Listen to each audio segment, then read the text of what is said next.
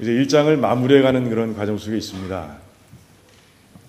1장을 마무리하는 과정 속에서 1장의 내용을 다시 한번 읽으면서 가만히 묵상해 봤어요. 그런데 조금 질문 사항이 제 마음속에 생겼어요. 1절부터 11절까지는 문제가 없습니다. 1절부터 11절까지 말씀은 다른 서신서에서도 쉽게 발견되는, 평범하게 발견되는 그런 서문입니다. 이제 인사하고 그리고 기도하고 또 그들을 칭찬할 것이 있으면 칭찬하고 이런 모습 어느 서신서에나 나와 있는 평범한 모습입니다. 그런데 12절에서 이제 25절까지 말씀을 26절까지 말씀을 가만히 묵상하는 가운데 이 부분을 쓴 목적이 뭘까 하는 생각을 해보게 됐어요. 바울은 보통 서신서를 쓸 때 이제 인사, 서문이 끝나면 바로 그 교회에 있는 문제를 다뤄가기 시작을 합니다. 그런데 이 빌립보서는 1장에서 서문이 끝난 후에 그렇게 하지 않는 거예요. 가만히 내용을 보니까 자기의 얘기를 통해서 이야기를 시작하고 있는 그런 모습을 우리가 보게 됩니다. 복습하는 의미에서 한번 내용을 한번 볼까요? 가만히 보면 12절에서 18절까지는 이제 바울이 복음의 진보를 이해하고 있습니다. 여러분 기억나시죠? 복음의 진보라는 단어. 제가 하도 강조해서 머릿속에 남아있을 거예요. 자기는 매여 있습니다. 매여 있어요. 감옥에 갇혀 있어요. 그럼에도 불구하고 이제 복음의 진보가 있다고 하나님께서 말씀해 주고 계세요. 그 속에서 바울은 깨닫는 것이에요. 내가 비록 감옥에 갇혀 있지만 그 감옥에 갇혀 있는 이 일까지도 하나님께서 도구로 사용하셔서 이렇게 복음을 진보해 가고 계시구나. 얼마나 감사할까 하는 생각이 들었습니다. 그런 가운데 진짜 바울은 나는 기쁘다. 기쁨을 얘기하고 있는 그런 모습을 봅니다. 이제 19절에서 26절까지 보니까 그 기쁨을 가지고 더 한층 나아가는 바울의 모습을 봅니다. 내가 이제 사나 죽으나 이제 예수 그리스도를 존귀케 하는 그런 삶을 살아가겠다라고 얘기합니다. 그는 지금 어떻습니까? 어떤 성편에 있습니까? 그는 어려운 형편에 있습니다. 그의 생사의 그 권리를 누가 갖고 있습니까? 황제가 갖고 있어요. 로마 황제가 갖고 있습니다. 그런 상황에서도 나는 매 순간 예수 그리스도만을 위해서 내가 살 겁니다. 그분의 영광만을 위해 살 겁니다라고 다짐하는 그런 모습을 보입니다. 지금 당장 죽어서 하늘나라 가고 싶은 게 그의 갈망하는 그런 열망입니다. 열망입니다. 그건 원하는 것이에요. 내가 가고 싶습니다. 하지만 내 뜻은 접고 하나님의 영광을 위해서 내가 이 땅에서 계속 이루어가야 할 그런 소명을 제가 이루어가겠습니다. 라고 얘기하는 그런 모습을 봅니다. 아무리 눈을 크게 뜨고 봐도 빌립보 교회 성도들이 어떤 문제가 있으니 그 문제를 내가 이렇게 해결하길 원한다는 그런 얘기가 적혀 있지 않습니다. 마치 선교보고 하는 것 같아요. 선교보고. 내가 이런 처지에 있습니다. 내가 이런 처지에서 하나님께서 이런 일을 해가고 계십니다. 선교보고를 하는 것 같은 그런 모습을 우리가 말씀 가운데서 발견하게 됩니다. 과연 바울이 이런 목적으로만 이 중요한 부분을 기록했을까 하는 생각을 해보게 되는 것이에요. 의문이 드는 것이에요. 단지 그 빌립보 성도들이 바울이 어떻게 지내고 있나 하는 그런 궁금증, 그 궁금증을 해결해 주기 위해서 이 귀한 부분을 그렇게 할애하고 있는 것인가 하는 생각을 해보게 됩니다. 바울은 지금 굉장히 중요한 편지를 쓰고 있습니다. 그는 지금 갇혀 있습니다. 갇힌 상황 속에서 한순간 한순간은 매우 귀중한 순간이에요. 그 황금 시간을 들여서 과연 그런 목적으로 사용하고 있을까 하는 생각을 해보게 되는 것이에요. 어떻습니까? 단순히 그 목적 하나로 이 12절부터 26절까지의 이 황금 같은 그런 말씀을 쓰고 있을까요? 그 의문이 27절부터 말씀을 읽는 가운데, 본문 말씀을 읽는 가운데 이제 해결이 되는 것이에요. 문제가 있는 것이에요. 빌립보 그 교회와 성도들 가운데도 문제가 있어요. 어떤 문제가 있는 것 같습니까? 그들이 지금 어려움에 처해 있어요. 어려움에 처해 있습니다. 어떤 어려움? 그들을 대적하는 자들이 있습니다. 28절에 나와 있는 말씀이죠. 29절과 30절에 보니까 그들이 고난을 감수해야 되는 싸움을 하고 있다고 그렇게 얘기하고 있습니다.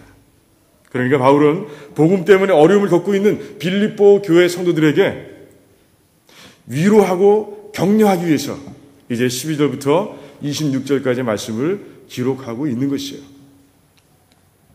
바울은 빌립보 교회 성도들이 정말 어려운 싸움, 복음을 위해서 어려운 싸움을 지속해서 해나가야 한다는 사실을 너무나 잘 알고 있었어요.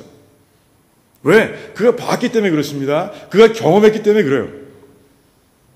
빌립보 지역에 가서 이제 바울이 복음을 전할 때 그는 한 여종의 그 귀신을 쫓아줍니다.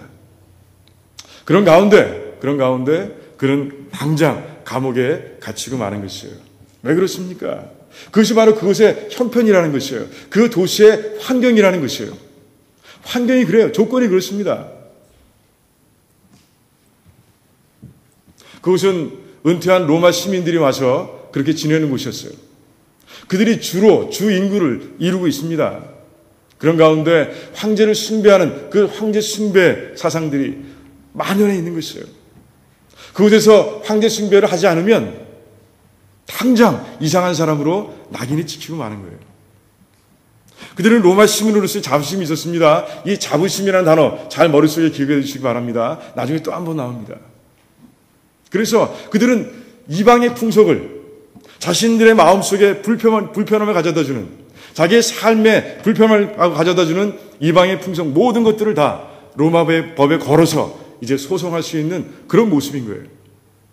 바울도 여종에 들려있는 그 귀신을 쫓아주고 그것 때문에 그 이유 때문에 감옥에 잡혀가는 그런 모습을 보게 됩니다. 좀 불편하면 거는 것이에요. 법으로 거는 겁니다. 로마법에 어긋납니다 라고 얘기하면 다 통하는 것이에요. 그런 가운데 그런 환경 속에서 빌립보 교회가 세워졌고요. 그리고 성장해가는 그런 모습을 지금까지 보고 있는 것이에요. 그러니 바울의 마음이 어떻겠어요? 이제 감옥에서 풀려난 바울은 그 어려운 환경 속에 그 고난의 환경 속에 이제 모든 성도들을 하나님께 맡겨놓고 이제 그것을 떠나온 것이에요. 그러니 마음속에 그 교회를 향한 그런 간절한 그런 기도가 넘치고 있는 것이에요. 잘하는 것이에요. 그 어려움을 너무너무 잘하는 것이에요. 그래서 바울은 30절에 있는 말씀처럼 이제 바울의 고난과 그들이 겪고 있는 고난을 동일선상에 놓고요. 그리고 이제 12절에서 26절까지 말씀을 통해서 이제 그들을 위로하고 격려하고 있는 것이에요.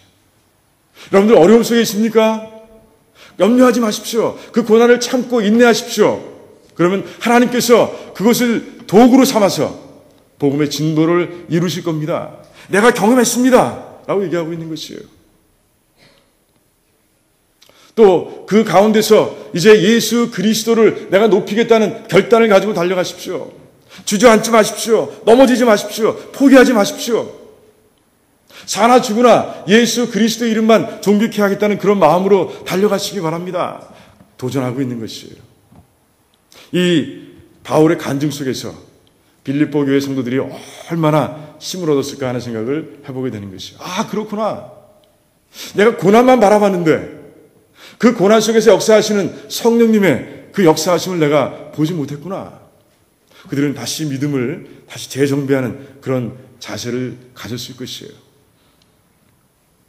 또 어떻습니까? 아, 그렇구나. 예수 그리스도를 위해서만 살아가는 그런 삶.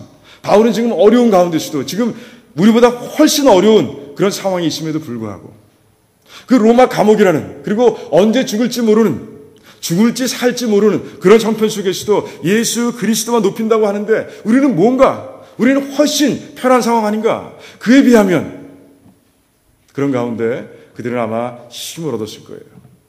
참 얼마나 12절과 26절에 담겨있는 그 뜻이 얼마나 큰 의미가 담겨있는지를 우리는 발견할 수 있게 되는 것이에요. 바울은 그 목적으로 12절부터 26절까지의 말씀을 이제 기록하고 있는 것이에요. 저는 이 바울의 간증을 보면서 간증은 역사하는 힘이 크구나 하는 것을 깨닫게 됐어요. 지금 바울이 간증하는 모습을 바라보면서 저는 놀랐어요. 바울의 간증이 현재형인 것이에요. 과거형이 아니에요. 바울의 삶에는 간증거리로 꽉 차 있습니다. 아마 찾아내면, 들춰내면 이 상황에서 과거에 일어났던 일들을 가지고 그리고 간증을 가지고 이제 격려할 수도 있었을 거예요. 하지만 그럴 필요가 없는 거예요. 왜? 매일매일이 간증이기 때문에. 매일매일이 간증거리로 채워지는 바울의 삶이기 때문에 그는 과거의 기억을 뒤질 필요가 없는 것이에요. 그 모습 속에서 큰 은혜를 받게 됩니다. 아, 바울은 도대체 어떤 삶을 살았기에 그의 삶은 매일매일이 간증거리로 채워지는 그런 삶인가 하는 생각을 해보게 됐어요. 그래서 다시 한번 지난주에 제가 강조했던 그 주제를 강조하게 되는 것이에요. 무엇입니까? 사나 죽으나 나는 예수 그리스도의 이름을 존귀케 하는 그 일만 가지고 그 일을 분명한 목적으로 삼고 내가 살아가겠다. 이 결단이 있기에 그 결단으로 한순간 한순간 매 순간을 그가 걸어가기에 하나님께서는 그의 삶 가운데서 강하게 역사하고 계신 거예요. 그 강한 역사가 그의 간증거리로 그의 삶 가운데 차곡차곡 쌓이고 있는 것이에요. 저는 여러분들이 정말 바울의 이 삶을 부러워하시길 바랍니다. 부러워하셔야 돼요.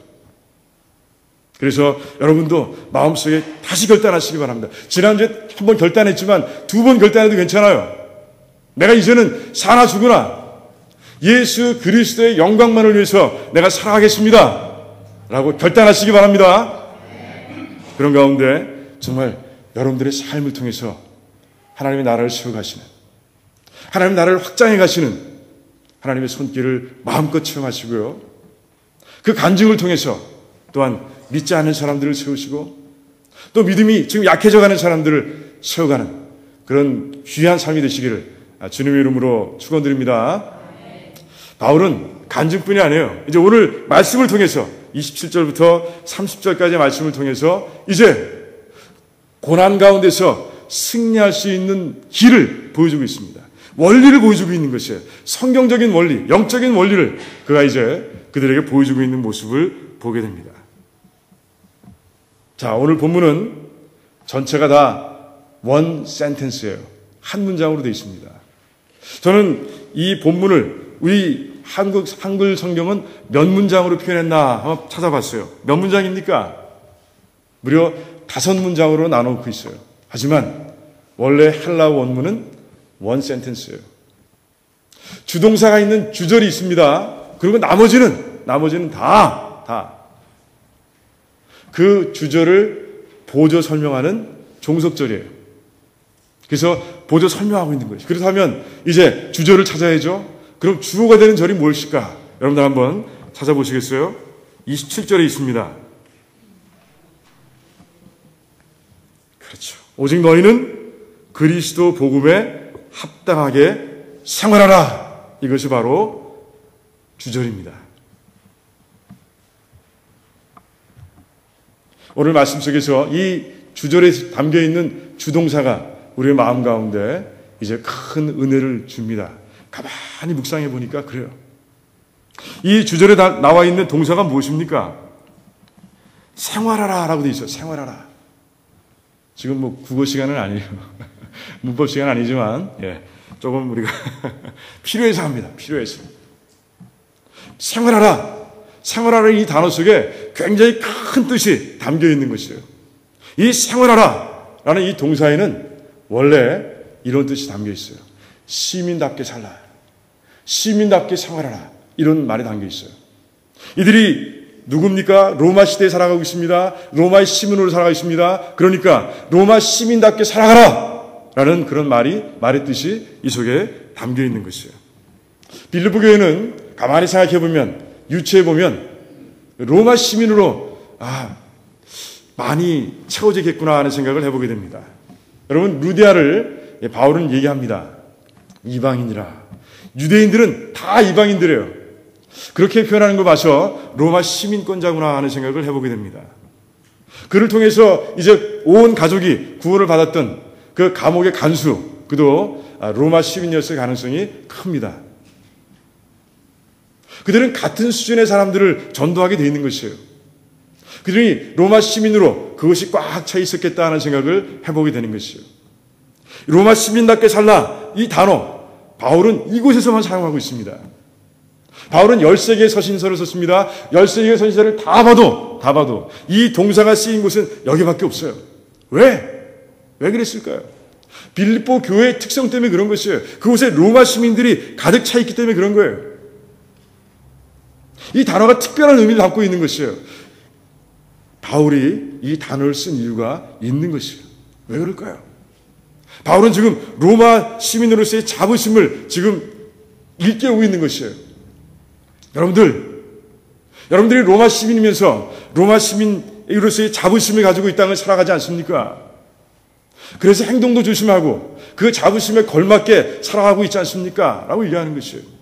로마 시민은 과연 그랬어요. 자기의 시민권을 자랑스럽게 여겼습니다. 그래서 로마 시민권을 사기 위해서 많은 돈을 투자한 사람도 그 당시에 많았어요. 사도행전 22장에 보면 천부장, 바울을 구해줬던 그 천부장도 마찬가지였어요. 바울에게 묻는 거예요. 너는 어떻게 시민권 땄냐? 나는 무지하게 많은 돈을 주고 땄는데 이렇게 얘기하는 것이에요. 그 정도로 로마 시민이라는 것은 자랑이었고요, 자부심이었어요. 그러니 흐트러진 생활하다가도 이 단어를 들으면 너 시민답게 생활하라, 로마 시민답게 생활하라 하면 퍼뜩 정신이 드는 거예요. 그러니 이 단어 앞에서 이 빌립보 교회 성도들은 퍼뜩 정신이 들었을 거예요. 바울이 이 복음서를 쓰면서 어떤 시민답게 살라고 하는 것일까? 분명히 시민답게 살라고 얘기하고 있는데 로마 시민인 건 아닌 것 같고 어떤 시민으로 살라고 하는 것일까? 그러면서 그들은 앞에 그리스도 복음에 합당하게 라는 단어를 통해서 우리는 바로 하나님 나라의 시민들이지 라고 생각했을 거예요. 그렇다면 나는 평생을 로마 시민으로 살아왔기 때문에 로마 시민답게 살아가는 거 알겠는데 그렇다면 하나님 나라의 시민답게 살아가는 방법은 무엇일까? 그러면서 이제 그 종속절을 이제 자세히 들여다보는 그런 성도들의 모습이 눈에 선하게 그려지는 거예요. 여러분 그려집니까? 이 단어가 담고 있는 큰 의미를 알겠습니까? 모르시겠다고요? 이제 아실 거예요. 그런 가운데 이제 27절, 28절, 29절, 30절을 그들은 눈여겨 주위에서 보고 있는 거예요. 무엇이 어떻게 사는 것이 고난 가운데서도 이 어려움 가운데서도 시민답게 하늘나라의 시민, 천국 시민답게 살아가는 것일까? 그들은 그 의문점을 품고 이제 말씀을 보는 거예요. 오늘 말씀을 보니까 세 가지를 기록하고 있습니다. 그 세 가지 중에서 오늘 한 가지만 보는 거예요. 27절에 담겨 있습니다. 너희가 일심으로 서서라고 얘기하고 있습니다. 한국말 성경은 일심으로 서서라고 번역하고 있습니다. Stand in one spirit 이라는 단어를 그렇게 표현하고 있어요. 하지만 많은 성경학자들이 그게 아니다. 성령님 안에 서서 이게 맞는 표현이다 라고 얘기하고 있습니다. 저도 그게 맞는 표현인 것 같습니다. 맞는 해석인 것 같습니다. 그들의 힘으로 안 되잖아요. 그들이 다 뭉친다고 해서 승리할 수 없어요. 고난 가운데서 이겨낼 수 없어요. 바울은 지금 자기를 승리케 하신 성령 하나님을 얘기하고 있는 것이에요. 성령님 안에 서라! 그러면 너희들이 고난 가운데서도 그리스도인답게 하늘의 시민권자답게 너희들이 이렇게 승리하며 당당하게 살아갈 수 있을 것이다 라고 바울은 얘기하고 있는 것이에요. 여기서 우리는 고난의 성격을 한번 생각해 볼 필요가 있습니다. 그럼 모든 고난 가운데서 다 그렇게 하라는 것이냐? 오늘 27절과 28절, 29절, 30절을 보면 고난의 성격이 분명하게 나와 있습니다. 어떤 고난의 성격입니까? 28절에 보니까 대적하는 자가 있다는 것이요. 그들이 살아가는 방식에 대해서, 그들이 그리스도인으로 살아가는 그 방법에 대해서 대적하는 자들이 있다는 것이에요. 29절을 보니까 그를 위하여 고난을 받는다는 것이, 그를 위하여 누굽니까? 바로 예수 그리스도를 위해서 받는 고난을 얘기하고 있는 것이에요. 30절에 보니까 내가 당하고 있는 고난과 네가 지금 당하고 있는 고난, 그 영적 싸움이 같은 것이다 라고 얘기하고 있습니다. 그러므로 인해서 고난은, 지금 말하고 있는 고난은 복음을 위해서, 복음 때문에 당하고 있는 고난을 얘기하고 있는 것이에요. 이거 분명히 해야 합니다. 이 고난 가운데서 이제 천국 시민답게 살아가는 방법이 세 가지가 있다는 것이에요. 그 첫 번째가 하나님의 영, 성령 하나님 안에 굳게 서라라는 것이에요. 자, 하나님 안에 선다 한번 생각해 보시기 바랍니다. 성령 하나님은 어떤 분이십니까? 하나님이시잖아요. 전지하시고 전능하시고 사랑이시고 불변하시며 신실하신 그런 하나님이세요. 그 하나님 안에 우리가 서 있다고 생각해 보시기 바랍니다. 걱정할 거 있어요? 근심할 거 있습니까? 염려할 거 있어요? 전혀 염려할 게 없는 것이에요. 그 원어에 나오는 in Christ, in one spirit이라는 그 in 전치사는 공간을 얘기하는 것이에요. 어느 공간 안으로 들어가라는 것이에요. 성령 하나님께서 만들어 놓으신, 아니면 그 안에 성령 하나님 안으로 들어가라고 지금 바울은 얘기하고 있는 것이에요. 한번 그림 한번 그려보시기 바랍니다. 이제 내가 정말 힘들다가 복음 때문에 이런저런 어려움을 당하다가 이제 성령 하나님께서 쳐놓으신 그 울타리, 아무도 넘어올 수 없고 아무도 물을 뛸 수 없는 그 초롱성과 같은 울타리 안으로 내가 이제 도피해서 이제 숨을 고르고 있다고 생각해 보시기 바랍니다. 나를 쫓아오던 그 모든 악한 세력들, 대적들이 이제 더 이상은 들어오지 못하고 그 문 밖에서 이제 우리를 어떻게 할 수 없어서 바라보고 있는 모습 한번 그려보시기 바랍니다. 시편 23편이 떠오르지 않습니까? 나의 원수의 목전에 상을 베푸시고 라는 그런 표현이 떠오르지 않습니까? 하나님께서는 성령 하나님께 도피한 자들, 성령 하나님 안에 삶을 세우고 살아가는 자들, 바로 그런 모습으로 살아가게 될 것을 바울은 분명하게 얘기하고 있는 것이에요. 여러분들이 성령 안에 서길 바랍니다. 성령님 안에 삶을 세워가는 그런 귀한 백성들이 되시기를 주님의 이름으로 축원합니다. 우리는 믿음이라는 단어를 통해서 해석할 수도 있어요. 성령님이 하시는 일을 믿어라. Believe in one spirit. 그런 가운데 우리 바울이 얘기하고 있는, 곳곳에서 얘기하고 있는 그 말씀을 우리가 볼 필요가 있어요. 빌립보서 1장 6절에서는 너희 안에서 착한 일을 시작하신 이가 예수 그리스도의 날까지 이르실 줄을 안다 라고 적고 있습니다. 이 안에서 착한 일을 시작하신 게 누구예요? 성령 하나님께서 이루신 그 구원을 예수 그리스도의 날까지 계속해서 이루어가실 것이라고 바울은 분명하게 얘기하고 있는 것이에요. 그 역사하심을 믿으라는 것이에요. 2장 33절에서는 너희 안에 행하시는 일은 하나님이시니 자기의 기쁜 뜻을 위하여 너희로 소원을 두고 행하게 하신다라고 바울은 가르치고 있어요. 마찬가지 얘기죠. 그래요. 성령님은 우리를 하나님께서 원하시는 목적지로 지금 인도해 가고 계신 거예요.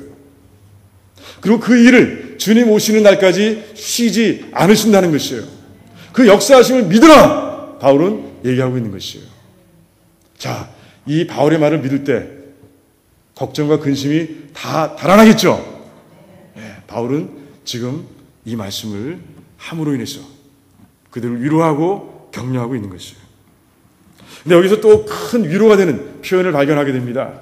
그것은 바울이 성령님이라고 표현하지 않습니다. One Spirit, 한 성령님이라는 단어를 쓰고 있어요. 이게 무슨 얘기입니까?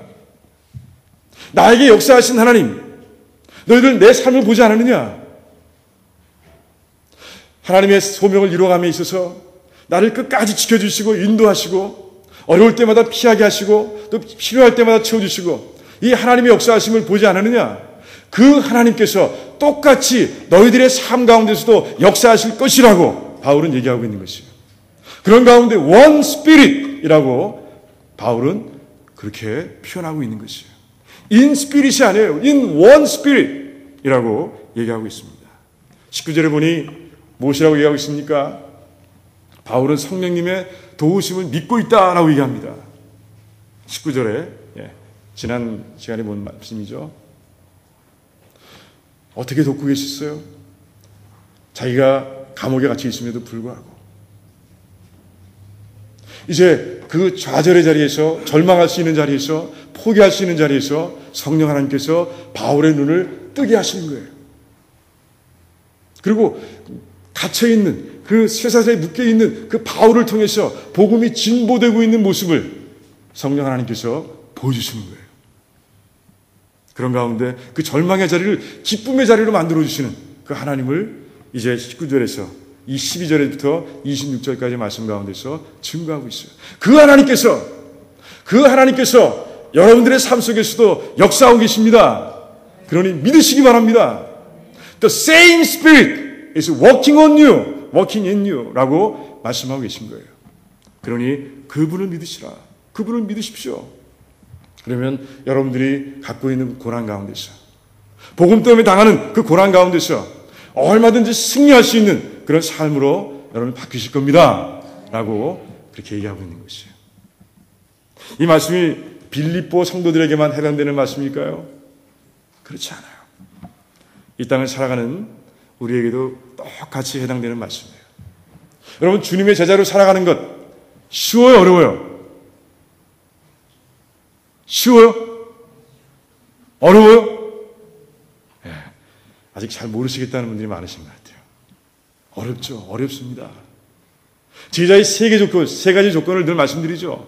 조건이 뭐예요? 제자가 되기 위한 세 가지 조건. 첫 번째, 나를 부인하는 것이에요. 그거 얼마나 힘듭니까? 나를 부인하는 과정. 두 번째 조건이 뭐예요? 하나님께서 주신 십자가 소명을 내 어깨에 짊어지고 가는 것이에요. 쉽지 않습니다. 세 번째 조건이 무엇입니까? 주님이 하신 대로 따라가는 것이에요. 다 쉽지 않아요. 다 쉽지 않습니다. 거기다가 또 누가 있어요? 우리를 대적하는 악한 세력도 있어요. 우리 믿음을 넘어뜨리기 위해서 지금도 골몰이 그렇게 머리 쓰고 있는, 짱구를 돌리고 있는 그런 악한 세력이 우리 주변에 있는 것이에요. 쉽지 않습니다. 하지만 바울은 이해합니다. 이렇게 하면 쉽습니다. 이렇게 하면 이길 수 있습니다. 라고 우리들에게도 이해하시는 거예요. 이 현대를 살아가는 우리 성도들에게도 분명히 말씀하시는 거예요. 뭐라고요? Stand in one spirit. Stand in one spirit. 나에게 역사하신 그 똑같은 성령 하나님 안에 여러분들 서십시오. 머무르십시오. 그분이 하시는 일을 믿음으로 믿으십시오. 라고 말씀하고 계신 거예요. 여러분들 이 말씀을 다 붙잡으시기 바랍니다. 그래서 어떤 상황 속에서도 승리하는 그런 귀한 백성들이 되시기를 주님의 이름으로 축원드립니다. 기도하겠습니다.